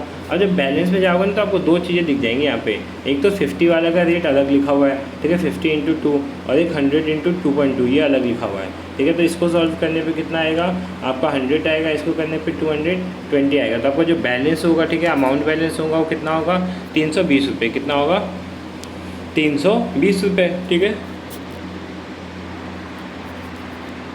नेक्स्ट हमने क्या किया है, हमने इशू किया है कितने, 100 पीस को। कितने पीस को, 100 पीस को। अब एक चीज़ मैं बताता हूँ आपको, ध्यान देना, हमारे पास कितने पीस हैं टोटल। अगर टोटल देखा जाए तो हमारे पास जो अमाउंट है, यहाँ पे बैलेंस था हमने यहाँ दिखाया अभी, ठीक है, ऊपर जो हमने किया 50 हमारे पास तो 2 रुपये वाले हैं, और 100 जो है हमारे पास कितने, 2.2 रुपीज़ वाले हैं। कितने, 2.2 रुपीज़ वाले। अब हम कौन सा मेथड कर रहे हैं, लीफो, मतलब एक सेकेंड, लीफो ही कर रहे हैं ना, ध्यान देते हैं। फीफो कर रहे हैं, फर्स्ट इन फर्स्ट आउट, मतलब जो पहले आया उसी को पहले भगाएंगे, ठीक है। तो पहले क्या आया था, 50 वाला आया था, तो 50 वाले को पहले नोट करें यहाँ पे, 50 इंटू 2 कर लो, क्या हो जाएगा 100, ठीक है। तो 100 इशू हो गया, और हमें 100 इशू करना है। तो जो हमारे पास ये 100 था, ठीक है, 2.2 वाला, इसमें से 50 इशू कर देते हैं। तो 50 इंटू 2.2 क्या हो जाएगा, 110 हो जाएगा, ठीक है। तो ये अमाउंट हो गया आपका 110। अब आपकी जो बैलेंस होगा, बैलेंस कितना बचेगा आपके पास, पहले वाला तो 150 ख़त्म हो गया। अब जो नया ये 50 बचा है, 100 था, इसमें से हमने 50 और यूज़ कर लिया, तो बचा कितना आपका, 50 बचा है, ठीक है। और किस रेट से बचा है, 2.20 के रेट से बचा है, ठीक है। तो बैलेंस कितना हो जाएगा, 2.20 इंटू 50, 110 हो जाएगा, ठीक है। तो ये आपका क्या हो गया, 110, ठीक है। नेक्स्ट देखते हैं, आपका बैलेंस हो गया इतना 110, आपके पास कितने बचे, 50 शेयर बचे, ठीक है, 50 पीस बचे। 10 को क्या कर रहे हैं, परचेज़ कर रहे हैं। तो परचेज़ वाले डिपार्टमेंट में आते हैं, यहाँ पे परचेज़ कितना किया था, उसको 150 हमने क्या क्या परचेज़ कर लिया, किस रेट से, 2.40, ठीक है। और अमाउंट टोटल क्या आ गया, 360। अब 50 वाले को अलग अलग लिखेंगे, ठीक है, ये 50 अलग और ये 150 अलग, ठीक है, दोनों का टोटल करके यहाँ पे लिख देंगे। अब उसके बाद देखते हैं हमने क्या किया है। हमने इशू किया है कितने, 100 शेयर। अब 50 शेयर तो हमारे पे पहले से 2.20 वाले हैं, तो ये 2.20 वाले का हमने 50 शेयर इशू कर दिया, ठीक है। अब जो हमने और कितने इशू करने, 50 और करने हैं ना, तो हम 50 किस रेट पे करेंगे, जो अभी हमने खरीदा था यहाँ पे 10 तारीख को, किससे, 2.40 पे। तो ये 2.40 पे करेंगे तो 120 आएगा और ऊपर वाले का 110 आएगा। आप टोटल कर देना, जो बैलेंस कितना बचेगा, 150 आपके पास अभी आया था, 150 में से 50 और चला गया तो कितने बचे, 100। तो 100 आपके पास बचेंगे, 100 इंटू क्या करोगे, 2.40, तो टोटल आपका जो अमाउंट बचेगा, ठीक है, क्लोजिंग अमाउंट बचेगा, वो कितना बचेगा, 240। क्लोजिंग क्वांटिटी कितनी बचेगी, 100 क्वांटिटी। तो ये होता है आपका फीफो मेथड, ठीक है। तो फीफो मेथड तो आपको क्लियर हो गया होगा। अब हम करेंगे लीफो मेथड। क्या करेंगे, लीफो मेथड, ठीक है। फीफो के तो आपको समझ में आ गए होंगे। अब लीफो करते हैं, लास्ट इन फर्स्ट आउट। इसमें भी देखो सेम होता है, इसमें बताने की जरूरत नहीं है। जैसे हम इसमें पहले को करते थे ना फीफो में, इसमें हम क्या करेंगे, लास्ट वाले को पहले डील करेंगे लास्ट वाले के साथ। जैसे देखते हैं क्वेश्चन, परचेज़ का है और इशू का है, ठीक है। इसमें ओपनिंग बैलेंस नहीं देखा, 3 तारीख को हमने परचेज़ किया, ठीक है, हमने 3 को परचेज़ किया, क्या 3 तारीख को हमने 500 kg परचेज़ किया, किस रेट से, 2.00 पर kg के रेट से, ठीक है। तो आप परचेज़ में आओगे, परचेज़ डिपार्टमेंट में आओगे, रिसिप्ट में आओगे, ठीक है। इसमें आप लिख दोगे कितनी क्वांटिटी करी, 500 किस रेट से, 2 रुपीज़ के रेट से, कितना हो गया अमाउंट टोटल, 1000। अब यहाँ भी वही करोगे, बैलेंस में वही लिखोगे, क्वांटिटी 500 थी, रेट आपका 2 रुपये था, और जो ये आपका अमाउंट आया कितना था, 1000 था, ठीक है। अब नेक्स्ट जो डेट है 18 में भी क्या किया इन्होंने, क्या किया, इशू किया, क्या किया है, इशू ही किया, अरे हाँ ठीक है, परचेज़ किया, सॉरी इशू नहीं किया, परचेज़ किया, कितने, 350। किस रेट से किया इन्होंने, 2.10 के रेट से, ठीक है, किस रेट से, 2.10 के रेट से। तो आपका ये पहले हमारे पास, देखो एक सेकेंड में दिखाता हूँ, पहले हमारे पास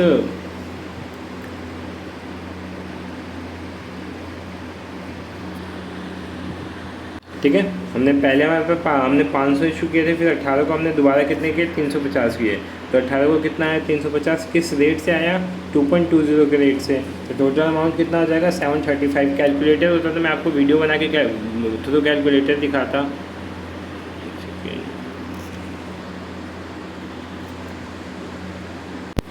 ठीक है। तो देखो ये अमाउंट जो था ये कैसा है, मैंने अभी आपको बताया, हमने 350 और इशू किए थे, ऊपर 500 तो अलग इशू किए थे, ठीक है। अब जब हम टोटल करेंगे तो ये 500 वाले को अलग लिखेंगे, ठीक है, जैसे हमने पिछले क्वेश्चन में किया था, 350 वाले को अलग, उनका टोटल कर देना आप, ठीक है। टोटल हो गया। अब 19 को हमने क्या कर दिया, इशू कर दिया, कितने किए, 600 किए।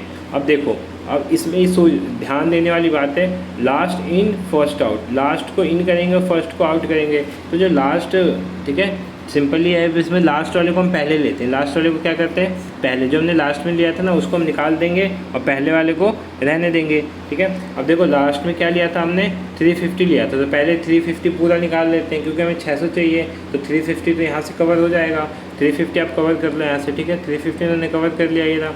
अब बचा कितना चाहिए और कितना, हमें 250 ऊपर वाले में से कवर कर लेंगे। किस रेट पे है वो, 2 रुपये के रेट पे है, तो ये कितना आ जाएगा, 500। और ये बचा कितना है, इसमें से हमने 500 में से 250 निकाल लिया, 250 बचा, किस रेट से, 2 के रेट से, तो टोटल अमाउंट 500 हो गया, ठीक है। 25 तारीख को क्या किया इन्होंने, दोबारा बाई किया, किस रेट से, 600 के रेट से, मतलब 600 यूनिट बाई किए, ठीक है, किस रेट से, 2.20, ठीक है, इंटू कर दोगे तो 13 से 20 आ जाएगा, ठीक है।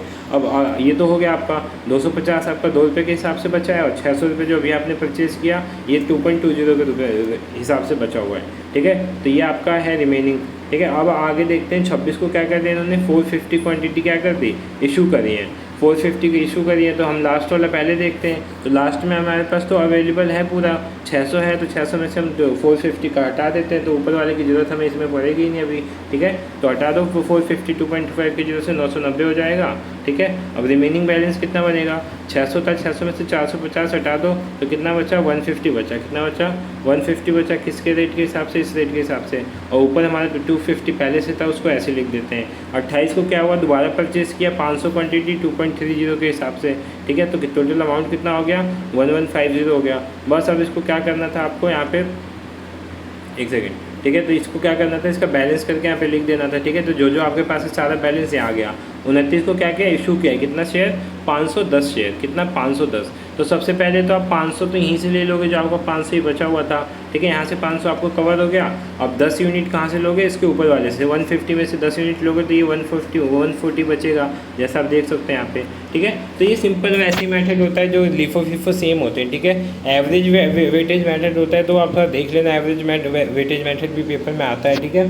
तो लिफो फिफो के प्रैक्टिस के लिए आप ये PDF ले सकते हो, ठीक है, बहुत अच्छी रहेगी आपके लिए PDF, ठीक है। तो आप ये देख लेना, ठीक है। अब लिफो फिफो के बाद क्या करना है आपको, ठीक है, उसके बाद आपको करना है इकोनॉमी ऑर्डर क्वांटिटी। प्रैक्टिस के लिए देखो यहाँ पे प्रैक्टिस के लिए क्वेश्चन बहुत सारे हैं, तो आप अच्छे से प्रैक्टिस कर लेना, क्योंकि पेपर कभी कभी घुमा के आ जाता है, ठीक है। अब इसके बाद आपको सिंपली क्या करना है, कॉन्ट्रैक्ट अकाउंट करना है। क्या करना है, कॉन्ट्रैक्ट अकाउंट करना है। कॉन्ट्रैक्ट अकाउंट का मैं थोड़ा सा आपको इसमें समझा देता हूँ हिंट, ठीक है। हाँ, कॉस्ट शीट भी आप कर लेना। कॉस्ट शीट में देखो पता है याद क्या करना है आपको, ये फॉर्मेट एक तरह से याद करो, आप पेपर में लेके जाओ, जैसे आपकी मर्जी वैसे कर सकते हो, ठीक है। मैं तो बोलूँगा आप जैसे मतलब याद हो गया तो ठीक है, नहीं तो आप इसको लेके चले जाना पेपर में। बस आपको ये चीज़ें याद हो जाएंगी ना, ये जो चीज़ें हैं, ये चीज़ें अगर एक बार आपको याद हो गई तो आप इजीली इसको कर सकते हो, ठीक है। इसमें कुछ भी नहीं है, कॉस्ट शीट बहुत ईजी होती है, बस प्रैक्टिस के ऊपर है। आपके पास है जितने भी दिन है उसमें क्या कर लो, इसको ढंग से प्रैक्टिस कर लो। इसमें बहुत सारे क्वेश्चन है, देखो इतने सारे कॉस्ट शीट के क्वेश्चन आपके बुक में है, ठीक है। तो होता क्या है इसमें, देखो सिंपली हमें 4 चीज़ें निकालनी होती हैं। क्या निकालनी होती है, 4-5 चीज़ें, ठीक है। अलग अलग भी पूछ लेता है। रॉ मटेरियल कंज्यूम, जो हमारा ये पहला पूरा हमने जो झमेला किया है, ये क्या होता है, हमारा रॉ मटेरियल कंज्यूम निकलता है।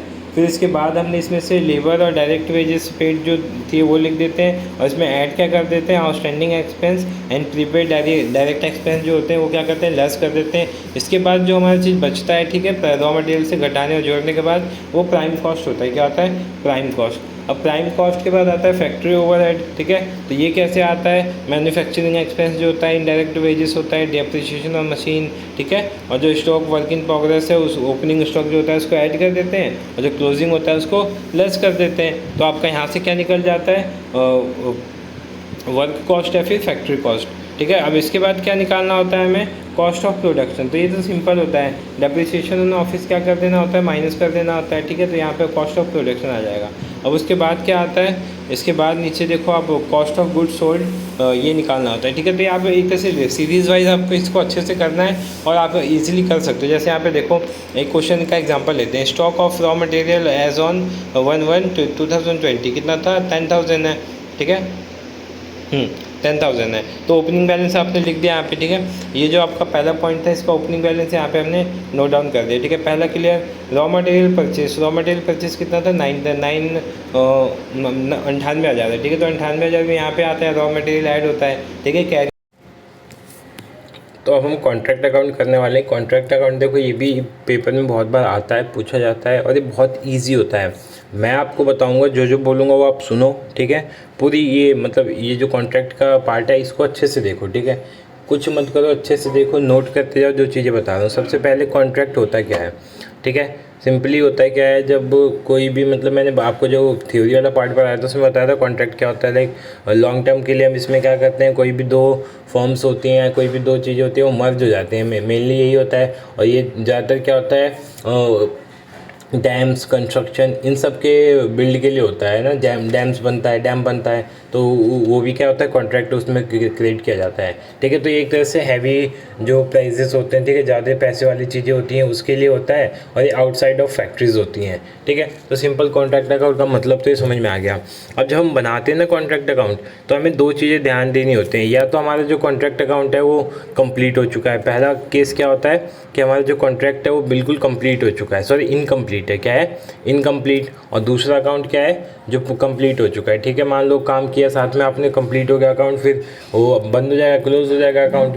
लेकिन इनकम्प्लीट के केस में हम कैसे करते हैं, ठीक है। पेपर में कंप्लीट का नहीं आता, इनकम्प्लीट का आता है मेनली। तो इनकम्प्लीट के केस में होता क्या है, तो इसकी भी 3 केसेस हैं। क्या है, 3 केसेस। वो तीनों केसेस मैं आपको बता देता हूँ। ये 3 केस आगे जाके यूज़ आएंगी, तो आप ध्यान से देखना इस वीडियो को ताकि समझ में आ जाए आपको चीज़ें। पहला केस क्या है हमारा, ठीक है, पहला केस है बिलो 25%। इसका मतलब क्या हुआ, जब आपका काम जो है वो 25% से कम हुआ है, ठीक है, जो काम है आपका 25% से कम हुआ है, तो उस केस में जो प्रॉफिट होगा क्रेडिट होगा, बिल्कुल नहीं होगा, नील प्रॉफिट क्रेडिट होगा, ठीक है। ये कैसे होता है क्रेडिट, ये हम आगे देखेंगे, आपको समझ में आ जाएगा, बट आपको ये 3 चीज़ें भी ध्यान में रखनी है, ठीक है। बिलो 25% होगा तो क्रेडिट नील होगा, 25 से 50% के बीच होगा तो क्रेडिट कितना होगा, 1/3 होगा। कितना होगा, 1/3 होगा। अगर 50% ज़्यादा कंप्लीट हो चुका है आपका काम तो कितना होगा, लाइक 50%, 75%, तो कितना होगा, 2/3 होगा। और अगर केस मान लो आ जाता है कि पूरा कंप्लीट हो चुका है तो 100% क्रेडिट हो जाएगा, और लॉस होता है तो डेबिट हो जाएगा, ठीक है। तो ये आपको 2 चीज़ें 3 चीज़ें ध्यान रखनी थी। अब आते हैं हम अपने अकाउंट पे, ठीक है। क्वेश्चन में आपको दिखा देता हूँ इसका क्वेश्चन कैसा बनता है, 1 मिनट। सो ये हमारा क्वेश्चन है, ठीक है। अब इस क्वेश्चन को आप अच्छे से नोट कर लो, क्योंकि मैं स्क्रीन पे क्वेश्चन लगा नहीं सकता, ठीक है। मैं कोशिश करूँगा लगा दूँ स्क्रीन पे, अगर लग जाए तो, ठीक है। आप अभी क्या करो, इस क्वेश्चन को नोट कर लो, ठीक है। नोट करने के बाद देखो मैं समझा देता हूँ। क्या दे रखा है, the following particular relate to contract of contract. Total कितना था कॉन्ट्रैक्ट का, वो 1 लाख था, ठीक है। इसमें से मटेरियल इशू ये सब दे रखा है, ध्यान क्या देना है हमें, काम हमारा कितना हुआ है, 75 हुआ है, ठीक है। तो रफली अगर आप देखो ना तो काम हमारा कितना % कंप्लीट हो गया, टोटल 1 लाख का था, 75,000 काम हो गया, तो कितना हो गया रफली देखा जाए तो 75% हमारा काम कंप्लीट हो चुका है। तो 75 की कंडीशन मैंने क्या बताई थी, आप देखोगे अगर 75 की, तो 75 की कंडीशन किस में आएगी, इसमें आएगी 50 से मोर, मतलब इसमें जो हम प्रॉफिट ट्रांसफ़र करेंगे वो कितना करेंगे, 2/3 करेंगे। ये तो हम अभी बाद में करेंगे, ठीक है। अब हम देखते हैं अपना कॉन्ट्रैक्ट अकाउंट, ठीक है।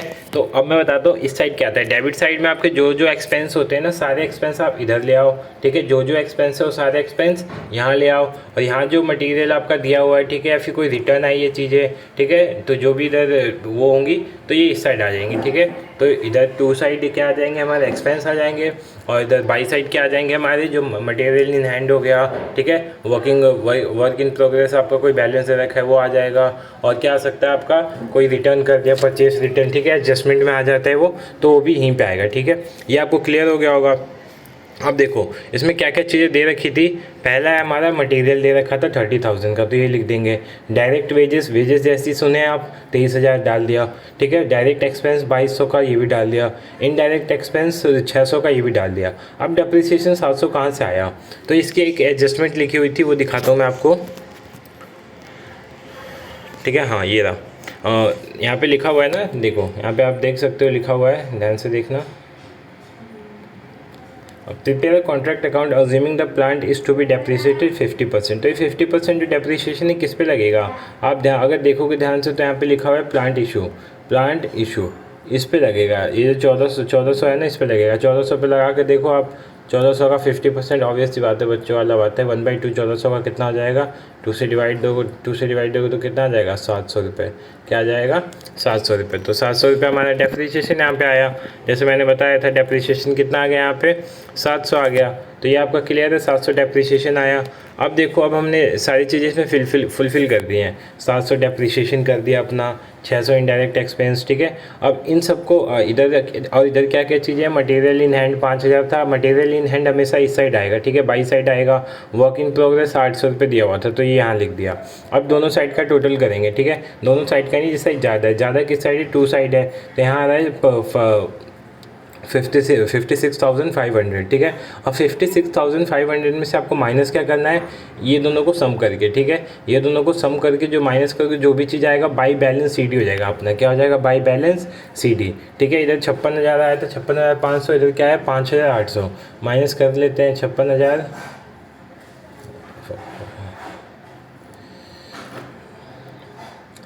ये होता है हमारे पास टूल्स नहीं होते ना अच्छे, तो यही हो जाता है इसका, ठीक है।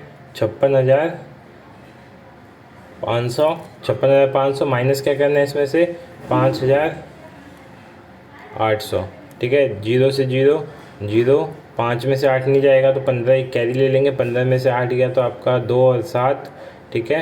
कितना बचा, 7, 1 सेकेंड, हाँ ठीक है, 7 बचा। 5 में से 5 गया 0, और यहाँ पे 5, तो 5,700 कितना आया 50,700। ठीक है, तो यहाँ पे देखो आप बैलेंस जो भी CD आया था हमारा बाई बैलेंस CD 50,700। ठीक है, करेक्ट आया, क्लियर हो गया आपका। ठीक है, कैलकुलेटर लेके आप बैठना, ठीक है, पेपर में कैलकुलेटर अलाउ होगा तो आप कैलकुलेटर यूज़ कर सकते हो। अब जो यहाँ पे जो हमारा यहाँ का जो बाई बैलेंस CD होता है वो यहाँ पे आके डेबिट साइड आके बैलेंस BD बन जाता है। क्या बन जाता है, बैलेंस BD बन गया है, बैलेंस BD। ठीक है, 5,700। अब इस साइड देखो, आप एक चीज़ देखो,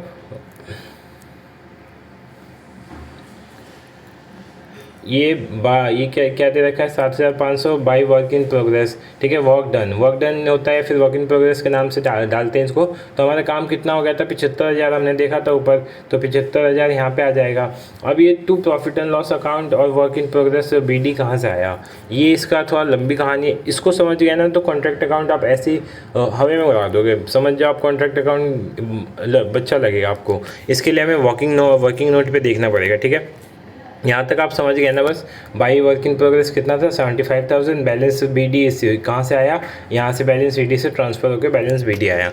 बाकी ये 12,960 कहाँ से आया और 11,340 कहाँ से आया, ये मैं आपको बताता हूँ। देखो सिंपली ये वर्किंग नोट में देखते हैं। पहला तो वर्क कितना कंप्लीट हुआ है, एक तो आप वर्क आप खुद से भी निकाल सकते हो जिम करके। जैसे हमने 75,000 था और टोटल हमारा 1 लाख था, तो 1 लाख का 75% 75,000 कितना होता है 75%, ऐसे निकाल लो मन में, बट आपको वर्किंग नोट में शो करना होगा वो। तो हमने ये शो कर दिया 75,000 ऊपर, 1 लाख नीचे और 100 से मल्टीप्लाई किया, तो हमारा क्या है आंसर 75%। ये 75% आया, इसका मतलब हमारा प्रॉफिट कितना होगा 3/4% होगा। लेकिन इसमें एक चीज़ और, पहले हमें अकाउंटिंग प्रॉफिट निकालना है, फिर कैश प्रॉफिट निकालना है। अकाउंटिंग प्रॉफिट कैसे निकालते हैं, जो भी आपका वर्क डन हुआ है उसमें से क्या माइनस कर दो आप, जो भी आपका बैलेंस आया है। ठीक है, वर्किंग बैलेंस जो भी BD आया था वो माइनस कर दो, तो BD कितना आया था 50,700 और वर्क डन कितना हो गया था 75,000। ठीक है, सिंपली काम आपने 75,000 का कर लिया,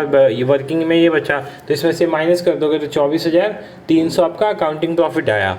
अब हम स्टार्टिंग में मैं दिखाता हूँ एक बार, इसमें एक चीज़ और दे रखी थी, उसका यूज़ कहाँ करेंगे, कैश रिसीव्ड। ठीक है, तो कैश रिसीव का यूज़ अब हम करने वाले हैं।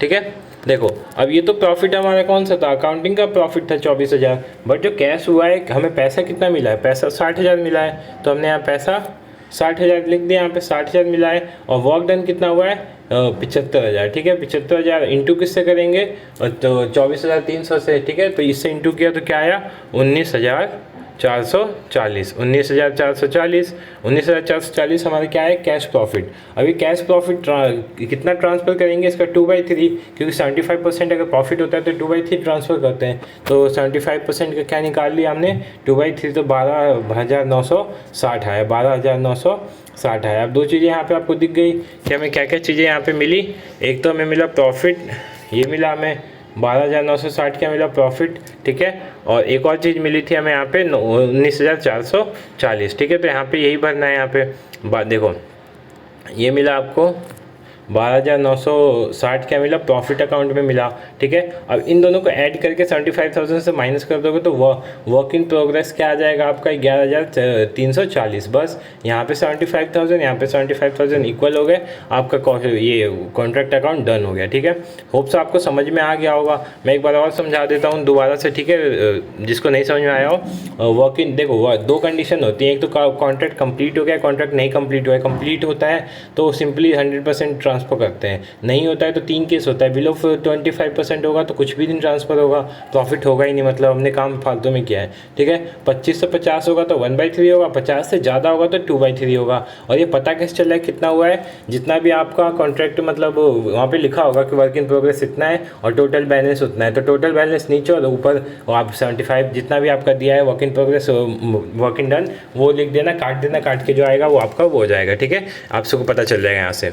अब अगला केस है ये अकाउंट बनाना। तो इसमें क्या करते हैं हम, इधर की साइड टू साइड हम क्या रखते हैं, जितने भी एक्सपेंस होते हैं, क्या जितने भी एक्सपेंस होते हैं, और इधर की साइड क्या रखते हैं, मटेरियल रखते हैं अपने, और जो रिटर्न वापस आते हैं रिटर्न में वो रखते हैं, क्योंकि वो भी तो मटेरियल में आएगा। यहाँ रख दिया हमने। फिर यहाँ से बाई बैलेंस CD निकला हमारा, CD यहाँ जाके क्या हो जाएगा जो हमारा बैलेंस CD था यहाँ जाके क्या हो जाएगा, बैलेंस BD हो जाएगा। यहीं से आया ना ये। अब यहाँ से जो ये आया 5,700, इसका क्या करेंगे हम सबसे पहले तो हम अपना वो निकाल लेंगे, 2 प्रॉफिट निकालते हैं, एक अकाउंटिंग प्रॉफिट और एक कैश प्रॉफिट। अकाउंटिंग प्रॉफिट का फॉर्मूला क्या था, देखो ये तो सिंपली आपका 75% हो गया। अकाउंटिंग प्रॉफिट कैसे निकालोगे, 75,000 जो भी आपका वर्क डन है उसमें से माइनस क्या कर दोगे, जो भी आपका BD यहाँ से आया, ठीक है। BD कितना आया था, by balance BD to balance BD कितना आया था, 50,700।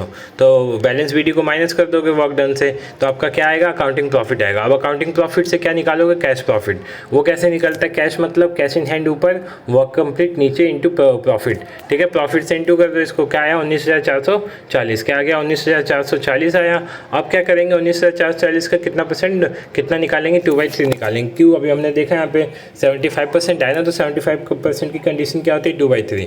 बस 2/3 निकालोगे 12,960 आ जाएगा, जो कि हम यहाँ पे लिख देंगे 12,960 टू प्रॉफिट अकाउंट। अब इसको सम कर देंगे, सम करने पे फिर ये हमारा बाई साइड ज़्यादा आ रहा है तो बाई साइड में से माइनस कर देंगे, तो ये आ जाएगा by work in progress BD 11,340, ठीक है। तो हमारा आंसर हो जाएगा, ठीक है। वर्किंग नोट भी आपको समझ में आ ही गया होगा।